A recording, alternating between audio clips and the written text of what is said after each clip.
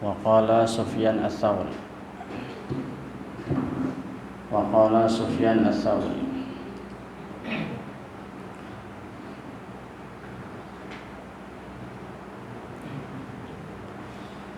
Ya Rabbi bil Mustafa balligh maqasidana waghfir lana ma madha ya wasi'al karami. Ya Rabbi bil Mustafa balligh maqasidana waghfir lana ma madha ya wasi'al karami. Min tazakkuri jiranin bizi salamin mazajta dam'an jara min muqlatin bidami. Ya Rabbi Mustafa balligh maqasidana waghfir lana ma ya wasi'al karami. Ayahsabu sabbu anna al-hubba munkatimun ma baina munsajimin minhu wa mutarimi. Ya Rabbi Mustafa balligh maqasidana waghfir lana ma ya wasi'al karami. Nabiyyuna al-amirun nahi fala ahadun abarra fi qawlina minhu wa la na'ami. Ya Rabbi Mustafa balligh maqasidana waghfir lana ma ya wasi'al karami. Huwal habibul ladzi turja syafa'atuhu likulli hawlin minal ahwali muqtahami. Ya Rabbi Mustafa balligh maqasidana waghfir lana ma ya wasi'al karami. Ya Rabbi bil Mustafa balligh maqasidana waghfir lana dhanbana ya wasi'al karami. Ya Rabbi bil Mustafa balligh maqasidana waghfir lana ma ya wasi'al karami. Allahumma salli wa sallim wa barik alaihi wa ala alihi. Alhamdulillah wa syukru lillah wa salatu wa salam ala rasulillah Muhammad bin Abdullah wa alihi wa ashabihi wa mawalah wa la hawla wa la quwwata illa billahil aliyyil azim. Rabbi shrah li sadri wa yassir li amri wa hlul qalbi wa saddid lisani bi haqqi nabiyyina Muhammadin sallallahu alaihi wasallam. Allahumma inna nas'aluka al-futuha wal-ilma wal-rusuh wa tawbatan nasuh wa salahal jasad wal ruh. Wa qala Sufyan ats-Tsauri. Wa qala dan berkata. Wa qala dan berkata. Sufyanu nggak boleh pakai tanwin, nggak boleh Sufyanun, nggak boleh Sufyanu ya. Jadi kalau ada nama orang terus mirip tasniah ini ada di belakang ada ani gitu. Sufyanu ya. Kan mirip dengan muslimani ya. Perhatikan tulisannya Sufyanu muslimani mirip tuh, ada ani di belakang. Maka nama orang satu, nama orang kedua mirip dengan tasniah. Tasniah apa tuh? Kata dua. Muslimun satu orang muslim, muslimani dua orang muslim. Nah ini Sufyan satu orang, tapi bentuk kalimatnya mirip seakan-akan dua sufi. Ya. Karena untuk menunjukkan ini adalah nama orang maka nggak boleh pakai tanwin. Karena kalau pakai tanwin berarti isim, nama doang. Ya. Isim atau nama benda. Muslimun nama benda, satu orang muslim. Kalau dalam bahasa Arab nama benda itu ya bisa orang, bisa nama, ya. Bisa apa aja, yang jelas nama. Ini Sufyanu ya. Begitu dibaca dengan bi, fi, li, dengan huruf-huruf yang membuat dia harusnya kasrah, maka ini nggak boleh kasrah. Sufyanin nggak boleh, maka harus Sufyana. Utsmana, an Utsmana, an Umar nggak boleh, an Umarin, an Utsmanin nggak boleh pakai tanwin, nggak boleh dikasar. Wa qala Sufyan, enggak boleh Sufyan, enggak boleh pakai tanwin. Wa qala Sufyanu ats-Tsauri, ats-Tsauri atau ats-Tsauri. Boleh ya jadi dibaca, boleh enggak. Ats-Tsauri atau ats-Tsauri. Begitu juga baca Asy-Syafi'i, boleh baca Asy-Syafi'i, boleh baca Asy-Syafi'i. Itu khasnya kalimat Arab kayak gitu. Apabila ada ya yang alif bengkok ini ats-Tsauri, boleh ats-Tsauri, boleh ats-Tsauri ya. Namanya alif bengkok. Alif bengkok itu maksur ya, maksur.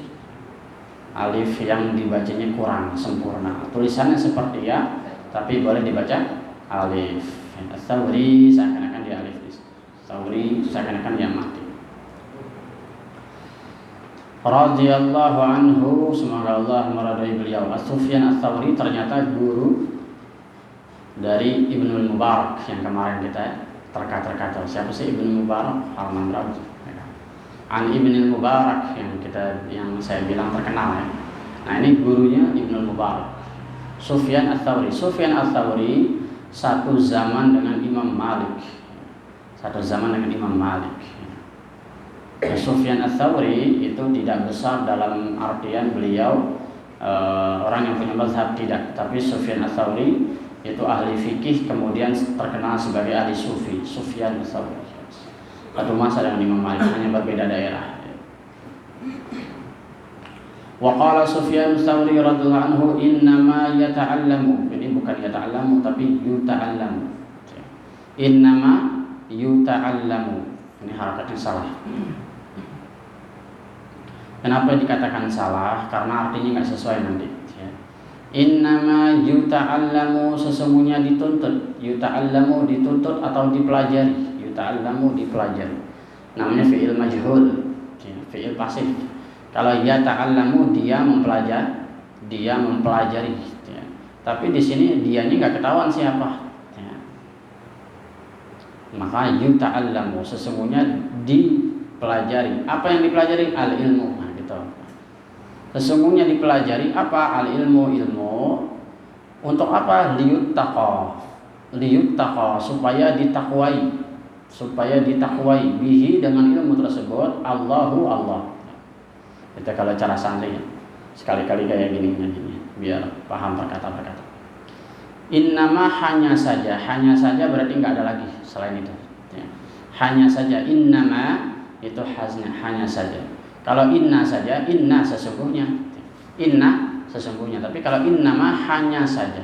Seperti Nabi mengatakan innama bu'itsu litammima makarimat, artinya hanya saja, berarti nggak ada tujuan lain gitu. Aku tidak ada tujuan lain diutus di muka bumi kecuali untuk menyempurnakan akhlak. Berarti tidak ada lain tujuannya.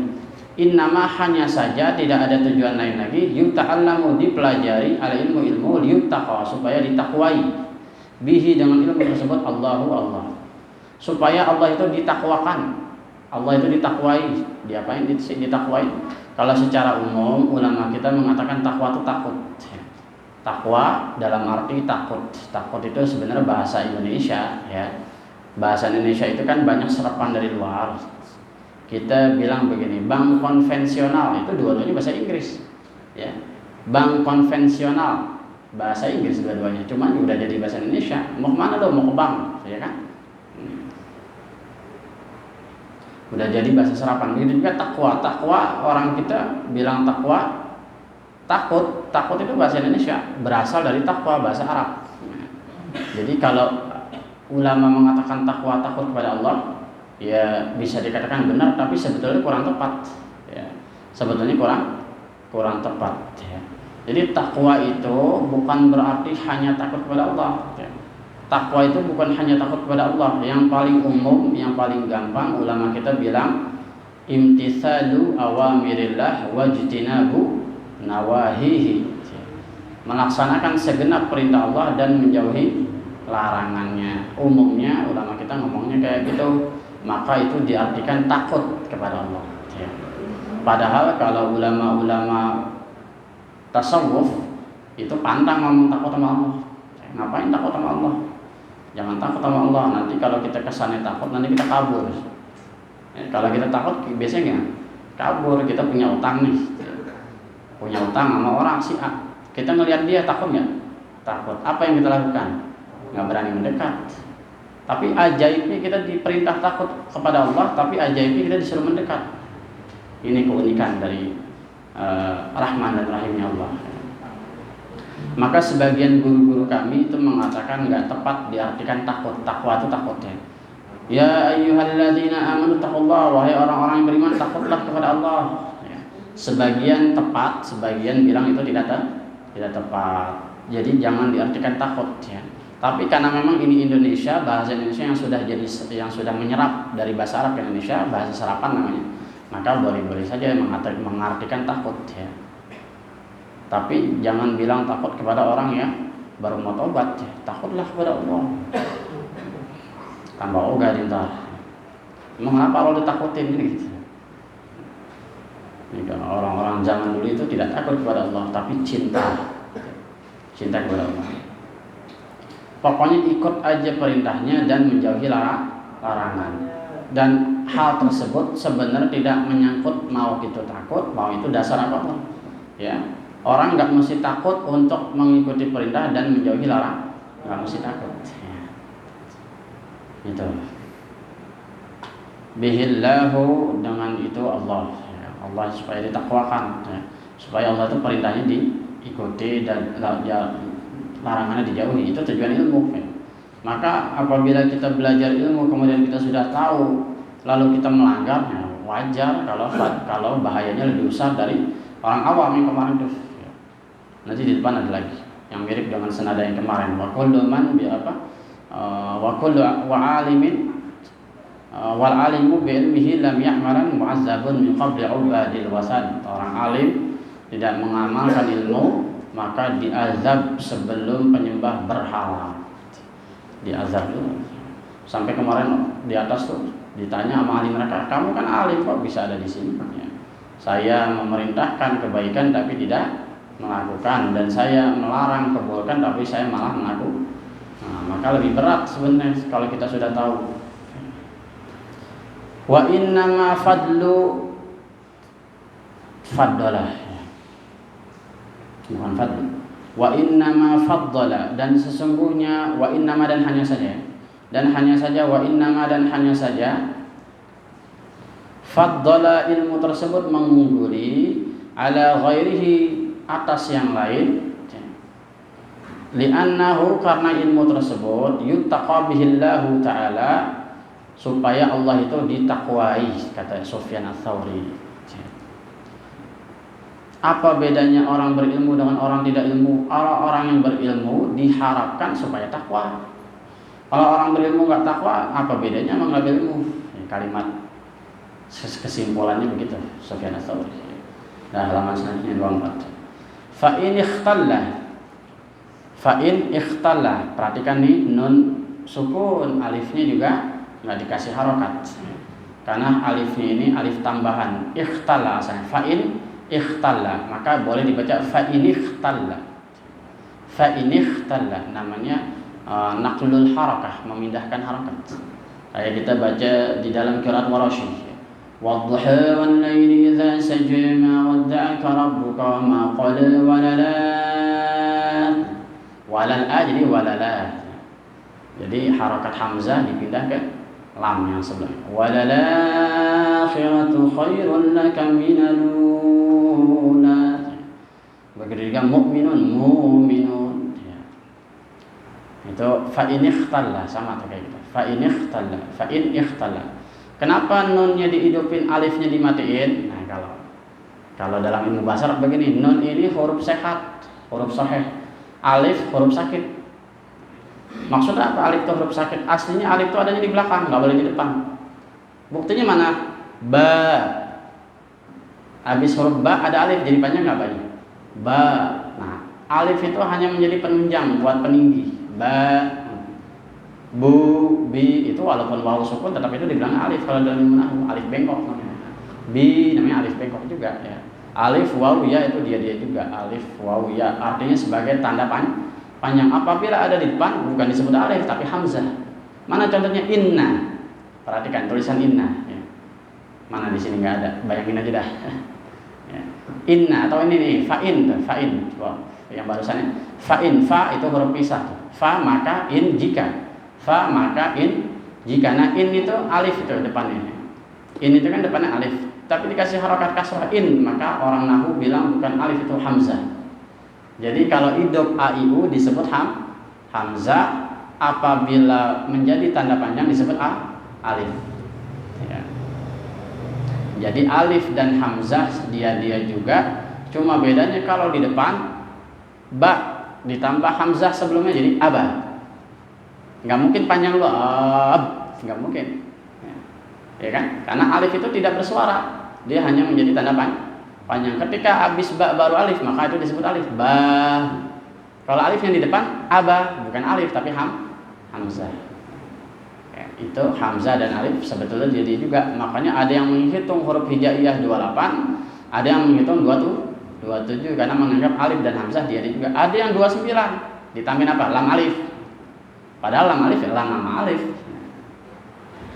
Itu unik ya cara menghitung huruf-huruf. Fa'in ikhtalla, fa'in itu huruf sehat, nun itu maka dia berhak harokat. Kalau alif huruf sakit itu maksudnya alif itu biasanya jadi tanda panjang doang, anak bawang kalau main bola, anak bawang tukang ngambilin bola doang, agak disuruh-suruh main, dikasih harapan doang sampai kelar. Yang gede egois banget lagi. Oh belum masuk antaranya, besok. Ya, anak bawang, alif itu anak bawang. Nah, kalau di dalam ilmu nahwu yang namanya huruf sakit dikuburin, udah dibuang gitu. Kalau udah sakit biasanya udah mati ya kuburin, buang. Maka seakan-akan alifnya itu enggak ada. Fa in ikhtalla, paham ya? Nah, begitu juga kita membaca ya banyak kalau di Quran wasyamsi wadhuhaha, asalkan wa al-syamsi. Ya. Itu disebutnya alif tuh, alif lam disebutnya. Alif itu yang enggak dianggap. Ya. Dibilang penting ya enggak, dibilang enggak ya penting. Ya.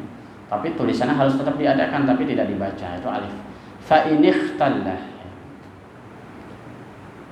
Itulah sebabnya di sini tidak dikasih harakat alif. Fa in ikhtalla hadzal qasd. Fa in jika fa maka in jika ikhtalla kosong atau cacat ya. Khalla itu cacat ya, bukan kosong. Khalla cacat, khalil cacat. Makanya kalau dalam ilmu fikih kita sunnah ya, bagian dari sunnah kalau tangan itu namanya mukhallil apa? Takhlil itu dari sini kan. Khallala yukhallilu takhlil. Apa tuh takhlil? Menyela-nyela. Wudu. Gitu. Ini takhlil nih, sunnah. Ini wudu jangan begini doang. Nanti khawatir di sini ada yang menghalangi air nggak masuk, maka kita sunnah di sela-sela. Kalau kita yakin tangan kita bersih, nggak apa-apa. Tapi kalau kita yakin banyak minyak, habis megang oli, habis megang rantai, maka itu bisa jadi wajib. Nggak wajib sebenarnya, cuma bisa jadi wajib. Kalau di hati kita yakin ada yang menghalangi air, namanya takhril, menyela-nyela, gitu ya, sunnah.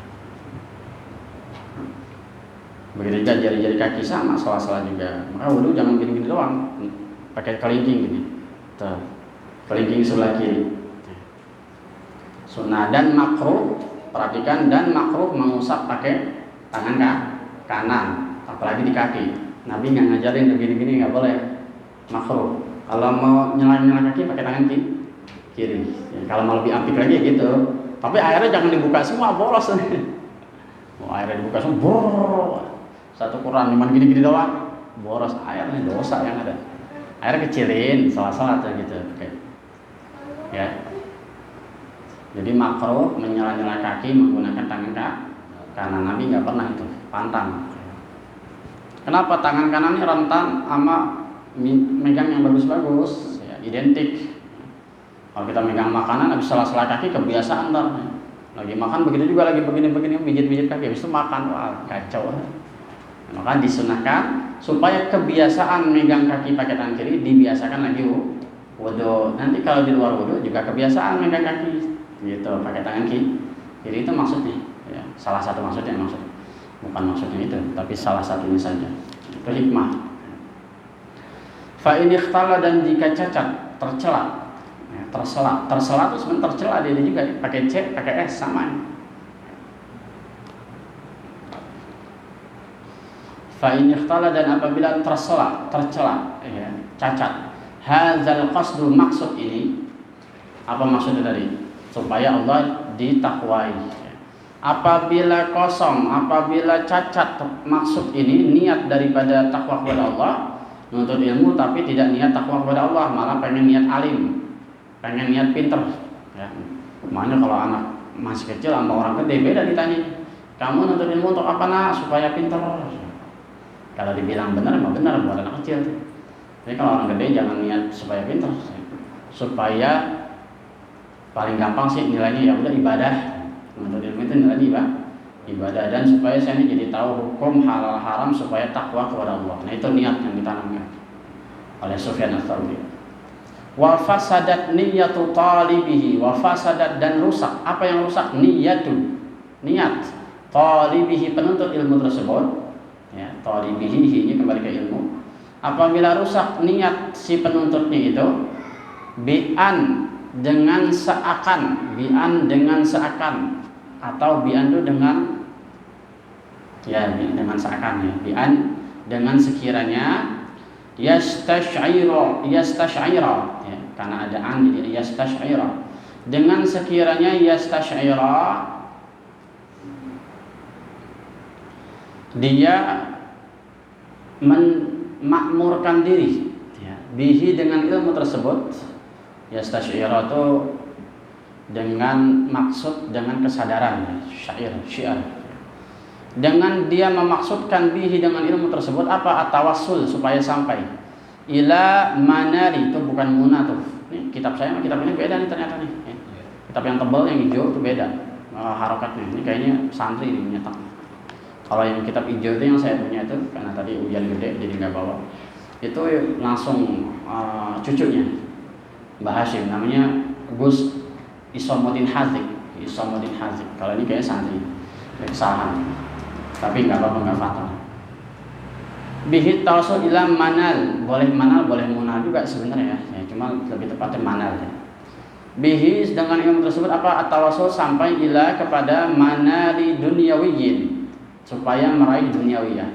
Apa contohnya? Min malin, dari harta, au jahin, atau kedudukan, faqad batala ajruhu, maka batal pahalanya. Nah, sia-sia kan? Untuk ilmu supaya bisa menang debat, untuk ilmu supaya alim, supaya pintar, bisa mengalahkan musola sebelah. Belum ada nih musola sebelah kayak gua nih. Gua menuntut ilmu biar pintar, biar dia kalah, biar zamannya kemari semua kan. Ya. Itu faqad batala ajruhu, maka batal pahalanya. Jadi gak semua orang ngaji itu benar, ya. Maksudnya begitu. Wa habita amaluh, dan habita, kosong, rugi, bangkrut, amaluhu, amalnya. Jika sebenarnya orang ngaji dapat pahala, pada saat itu juga dia bangkrut, rugi, kosong, habita amaluh. Wa khasira, dan dia rugi. Wa khasira, dan dia rugi, khusranan mubina, dengan kerugian yang nyata. Kerugian yang nyata. Yang bisa lihat rugi yang nyata ya orang alim doang. Kalau yang ngalamin nggak merasa dia rugi. Kapan ketahuan ruginya? Nanti kalau dia sudah menjadi ahli debat, kalau dia sudah menjadi ahli memvonis orang, nah itu di situ kerugiannya. Karena orang yang memvonis orang, selama orang itu masih hidup yang divonisnya itu, maka dia rugi. Kenapa ruginya? Karena belum tentu seperti yang dia kira. Kalau dia pikir orang itu masuk neraka, terus ternyata tidak, dia rugi. Khusranan mubina. Wa qala al-Fudail bin Iyad, nah ini boleh Iyadin, ya. Wa qala al-Fudail bin Iyad, siapa ini? Kemarin gurunya Imam Syafi'i di Mekah. Ketika Imam Syafi'i belajar di Mekah, ini guru Fudail bin Iyad radhiyallahu anhu, semoga Allah meridai Fudail bin Iyad. Ballaghani, telah sampai kepadaku. Ballaghani, telah sampai kepadaku. Maksudnya aku pernah mendengar. Nah, itu. Kalau bahasa hadisnya ballaghani, telah sampai kepadaku. Anna, bahwasanya al-fasaqata, orang-orang fasik, al-fasaqata, minal ulama'i, dari para ulama, Wa min hamalatil Qur'ani, dan dari orang-orang pemegang Al-Qur'an. Hamalatil Qur'an, pemegang Al-Qur'an. Pemegang dalam artian bahasa Arab bukan pegang begitu, tapi orang yang menghafal dan memahami Quran, ya. Apa yang didapat oleh orang fasik dari ulama dan dari pemegang Quran? Yubda'u bihim, mereka didahulukan yaumal qiyamah, pada hari kiamat, qabla abadatil awthani, sebelum penyembah awthan, berhala. Jadi orang-orang fasik dari para ulama dan dari penghafal Quran, pemegang Quran, orang yang suka baca Quran, yaitu mereka didahulukan azabnya sebelum orang penyembah berhala, mirip dengan yang tadi itu, yang di kitab Safatus Zubat. Fasik itu apa sih? Fasik, kita sering dengar pasti kata-kata fasik. Ada fasik, ada munafik, beda-beda apa? Sebenarnya beda bentuk, beda motif, tapi sama aja intinya. Sama-sama dalam artian kafir. Tapi bukan kafir dalam arti kafir dia di luar Islam, bukan. Kafir tapi agamanya Islam, tapi seperti kafir, fasik. Fasik itu adalah orang yang tahu tapi melanggar apa yang dia tahu, itu namanya fasik. Misalkan seorang mukmin tahu khamar haram, kemudian dia menjadi ahli khamar, tukang minum, namanya fasik. Makanya orang fasik nggak boleh jadi wali nikah, nggak boleh jadi wali. Ada anak perawan, bapaknya tukang mabok, nggak boleh itu bapaknya jadi wali nikah sebelum dia berhenti. Kalau dia mau jadi wali, bapak hari ini jangan mabok, ya, bapak hari ini jangan mabok, dan setelah itu bapak nggak boleh mabok.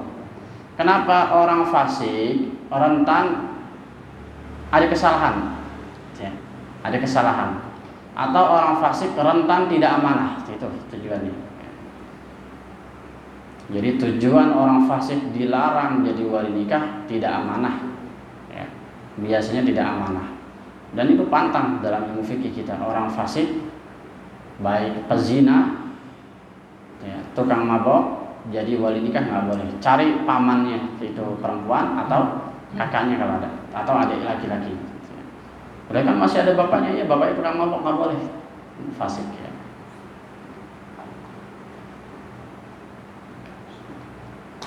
Begitu juga jadi saksi, nggak boleh juga. Misalkan ada seorang tokoh, dia kaya raya tapi dia fasik, nggak boleh diambil jadi saksi. Walaupun dia terkenal, masih banyak orang yang lain, itu fasik, ya. Fasik itu melanggar apa yang dia tahu, ya. Kalau munafik sebenarnya sama, tapi munafik kesannya batiniah. Kalau munafik kesannya apa? Batiniah. Kalau fasik itu nyata, perbuatannya jelas. Kalau munafik adanya di hati, ya. Itu doang bedanya. Jadi zahir dan batin sama-sama. Bimana kufur, bimana kafir. Maka orang yang tukang bohong dikhawatirkan ke situ. Nah, makanya ayatul munafik salasa, kan gitu kan. Tanda orang munafik ada tiga. Tapi ulama kita ditanya begini, ulama apa, Pak Kiai atau Habib, ya dulu pernah diucapkan oleh Habib Munzir Al-Musawa, masih hidup dulu. Tapi ada orang muslim cuman punya salah satu ciri tiga munafik nih. Apakah dia disebut munafik juga? Kalau dulu kan orang munafik jelas-jelas setengah kafir setengah Islam, dia cuma syahadat itu karena takut sama Rasulullah, takut diperangi. Nah sementara orang sekarang banyak yang ahli ibadah tapi sering berbohong, sering melanggar amanah, apalagi satu lagi Pak, idza takallama kadzaba, apa? Ya, berkhianat. Nah bagaimana tuh Pak kalau sesekali dia punya sifat munafik tapi belum munafik, belum dicap munafik tapi dia punya sifat munafik gitu, ya. Masih boleh jadi saksi, jadi wali. Fasik dan munafik sama. Wa qala al-Hasan al-Basri, boleh Basri, boleh Bisri, ya. Wa qala al-Hasan al-Bisri atau Basri. Basri itu diambil dari kata Basrah, kota di Irak. Ada Basrah, ada Kufah. Dua kota besar pada zaman dulu itu menjadi pusat peradaban Islam, termasuk ilmu nahwu. Kalau ngomongin qala bisriyin, qala kufiyin, Berkata ulama Basrah dan berkata ulama Kufah, beda pendapat. Makanya tadi itu alif sama hamzah. Ulama Basrah bilang alif dan hamzah dia juga. Ulama Kufah dan Basrah bilang ulama Kufah bilang alif beda, hamzah beda. Itu tadi. Jika ulama Basrah menghitung huruf jaiyah 28, maka ulama Kufah menghitung 29. Basrah dan Kufah sering berantem dalam ilmu nahwu. Tapi ya unik. Seperti begini, amma ba'du. Amma ba'du, setelah lafaz amma ba'du, ulama Basrah mengatakan itu harus pakai fa. Makanya orang amma ba'du fa ya ibadallah. Ada fa-nya. Amma ba'du, adapun setelah itu, setelah yang tadi saya ucapin alhamdulillah, wassalatu wassalamu ala rasulillah, begini-begini, amma ba'du. Jadi amma ba'du itu adapun setelah tadi itu, ba'du itu kan setelah. Adapun setelah saya memuji Allah dan salawat kepada Rasulullah, fa ya ibadallah, wahai, maka saya ucapkan wahai. Jadi harus pakai fa, maka. Setelah begini-begini maka pakai fa menurut ulama Basrah. Tapi menurut ulama Kufah enggak mesti. Makanya ada orang yang amma ba'du ya ibadallah boleh. Jadi kalau kita belajar nahwu ke situ. Amma ba'du ya ibadallah boleh menurut ulama Kufah. Tapi menurut ulama Basrah harus pakai fa. Amma ba'du fa ya ibadallah. Pengetahuan aja ya. Wa qala al-Hasan al-Basri, Hasan al-Basri siapa Hasan al-Basri? Tabi'in. Tabi'in bertemu dengan sahabat-sahabat Rasulullah, tinggal di Basrah, tapi juga pernah jadi imam di Masjid Nabawi. Bahkan Hasan al-Basri orang yang pertama jadi imam besar Masjid Nabawi pada zaman tabi'in. Imam Hasan al-Basri pernah sebagai imam besar Masjid Nabawi pertama di dunia. Pertama imam besar Masjid Nabawi adalah Hasan al-Basri dari kalangan selain sahabat Nabi. Hebat ulama besar. Dan pada zaman Hasan al-Basri, dia tinggal di Basrah di Irak. Itu ada Masjid Basrah, masjidnya besar, masjid besar peradaban. Dia mengajar tentang azab kubur. Mengajar juga tentang surga dan neraka, apakah sudah diciptakan atau belum. Pokoknya gitu-gitu dah, yang gaib-gaib. Nah, ada muridnya nih, padahal muridnya pintar tapi nggak terima. Namanya Wasil bin Atha. Wasil bin Atha selalu pakai logika kalau ngomong. Nah, begitu berdebat dengan Hasan Basri, menurut dia tidak masuk akal bahwa ada azab kubur. Dalilnya mana Ustaz? Nggak ada. Syekh, nggak ada di Quran satu pun dalilnya tentang azab kubur. Nggak ada. Ente cari. Emang benar kalau kita yang baru belajar Quran, iya benar juga kagak ada dalilnya azab kubur. Coba cari azab kubur, nggak ada di Al-Quran. Secara tekstual tidak ada terlintas. Maka menurut Wasil bin Atha ini nggak masuk akal. Dan juga di kuburan itu siapa yang diazab? Katanya orang kalau udah mati rohnya ke atas. Terus yang diazab ini siapa? Kalau emang itu badannya nggak berasa apa dong, kan rohnya udah nggak ada. Oh, di debat lagi, pokoknya begitulah ya. Terus begini, sekarang kita taruh dah kayak mimpi, ya, mimpi. Terus digebuk dia apa? Nah dia berarti siksanya cuma situ doang dong. Nah jadi seperti mimpi berarti siksa tersebut tidak nyata. Kalau itu saya putuskan azab kubur itu tidak ada. Maka dia memisahkan diri, membuat jamaah lain, membuat jamaah baru, ya. Membuat jamaah baru. Orang-orang yang demen dengan Wasil bin Atha, karena memang ada perangai gurunya juga, ya. Orang-orang yang suka dengan Wasil bin Atha akhirnya bikin pengajian bersama Wasil bin Atha. Jadi ada dua kubu Hasan Basri, kubu Wasil bin Atha. Itulah yang dikatakan kemudian Mu'tazilah, aliran Mu'tazilah. Pernah dengar kan? Mu'tazilah adalah orang yang memisahkan diri, kelompok yang memisahkan diri karena tidak percaya adanya azab kubur dan tidak percaya bahwa Quran itu kalamullah yang qadim. Mereka orang Mu'tazilah berkeyakinan bahwa Quran diciptakan oleh Allah. Jadi orang-orang Mu'tazilah berkeyakinan bahwa Quran adalah ciptaan Allah. Kalau yang main pikiran bingung pasti itu. Ya, memang Quran ciptaan Allah, pasti begitu mikirnya. Karena kan selain Allah ciptaan. Mikirnya. Jadi Mu'tazilah seperti benar tapi tidak. Gitu. Dan kelompok Mu'tazilah ini semakin kuat bahkan sampai ke pemerintahan. Begitu pada zaman siapa? Ahmad bin Hanbal. Pada zaman Ahmad bin Hanbal, kelompok Mu'tazilah itu menjadi penguasa Imam Ahmad bin Hambal, Imam Hambali dipenjara, digebuk sampai mati gara-gara debat masalah Quran ini. Apakah Quran makhluk Allah atau Quran itu kalam Allah, ya. Uqubatul ilmi, akibat ilmu, uqubah, bencana. Uqubatul ilmi, bencananya ilmu. Oh, ilmu itu ada bencananya ternyata. Orang yang punya ilmu, orang alim punya bencana. Apa bencananya? Mautul qalbi. Bencana dari ilmu adalah matinya hati. Nah, bukannya orang berilmu itu harusnya hatinya bersinar. Ternyata enggak juga di sini. Kalau lihat teori di sini, ya. Kata Hasan Al-Basri, ini yang ngomong begini pasti pengalaman. Pasti punya pengalaman. Buktinya dia punya murid kemudian membangkang jadi Mu'tazilah. Makanya dia bisa ngomong begini. Kalau yang belum pengalaman pahit ya nggak bisa ngomong kayak gini. Taunya ilmu itu bagus. Ternyata dampaknya bisa jelek kalau tidak disertai takwa kepada Allah. Uqubatul ilmi, akibat atau bencananya ilmu, mautul qalbi adalah matinya hati. Maksudnya betapa banyak orang yang udah pintar kemudian benar-benar merasa pintar, dan memang kenyataannya dia pintar, tapi gara-gara pintar jadi susah dibilangin. Nah itu maksudnya. Gara-gara sudah pintar jadi susah bilangin. Nah itu yang repot. Matinya hati itu maksudnya gitu.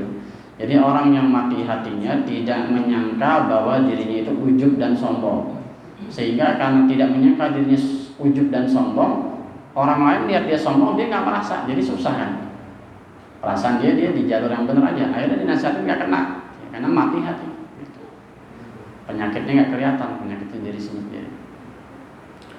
Faqila lahu ma mautul qalbi. Kemudian begitu ngomong kayak gitu, ditanya beliau, faqila, maka ditanya lahu beliau itu, ma mautul qalbi, apa bentuk matinya hati? Hasan Al-Basri, qala talabud dunya.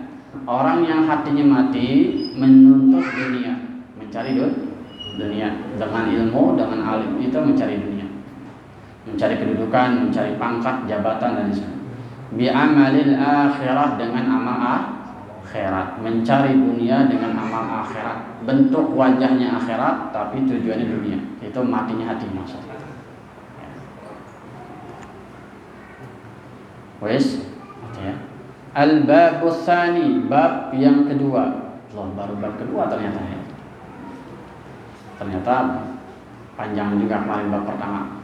Apa poin dari bab pertama kemarin? Bab pertama ngomongin keutamaan ilmu dan ahli ilmu. Kemudian ditutup dengan peringatan. Ilmu itu emang bagus, orang alim juga bagus, tapi kalau nah itu. Jadi ada peringatannya. Jadi ada motivasi, ada juga peringatan. Nah, ini sekarang masuk al-babus tsani. Para ulama NU ini mengatakan ini jantungnya kitab Mbah Hashim. Jadi bab kedua ini adalah poin belajar adabul alim wal muta'alim. Walaupun habis itu masih banyak babnya, kalau nggak salah ada 13 bab, tebal kitabnya. Tapi ini jantungnya, poinnya belajar adab ini di sini. Kita masuk gerbang kedua hari ini. Al-babus tsani, bab pintu yang kedua. Al-bab, bab itu pintu ya. As-tsani yang kedua.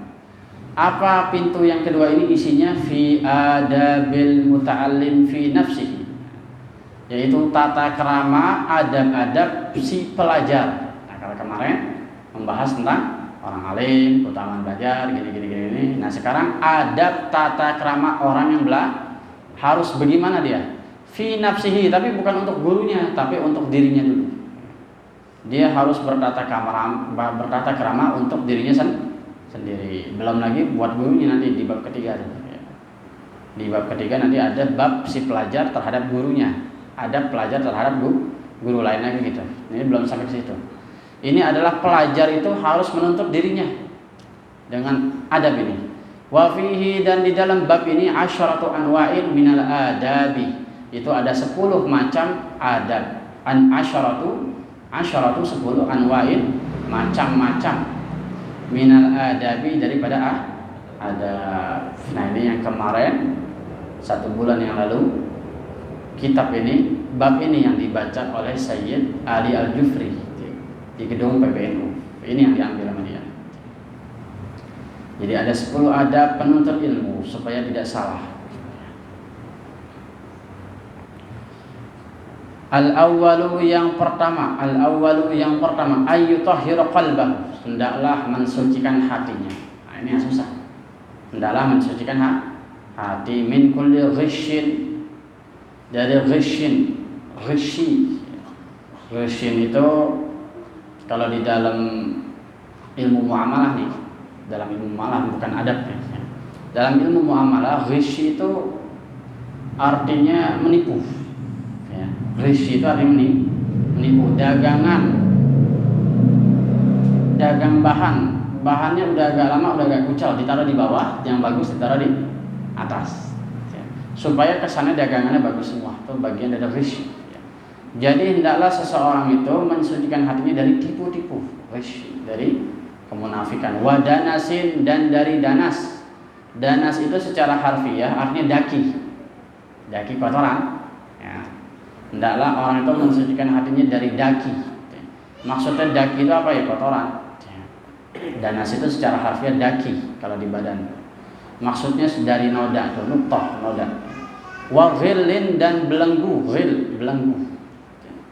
Artinya orang itu harus bebas, merdeka, menuntut ilmu itu harus merdeka tanpa adanya paksaan dan lain sebagainya. Dan tidak ada kaitan belakang dan depan. Wa hasadin, dan dari hasud. Wasu'i aqidatin, dan akidah yang buruk. Wasu'i khuluqin, dan dari akhlak yang buruk. Adapun maksudnya lebih jelas lagi insyaallah yang akan datangnya. Wallahu a'lam bishawab. Ada yang nanya?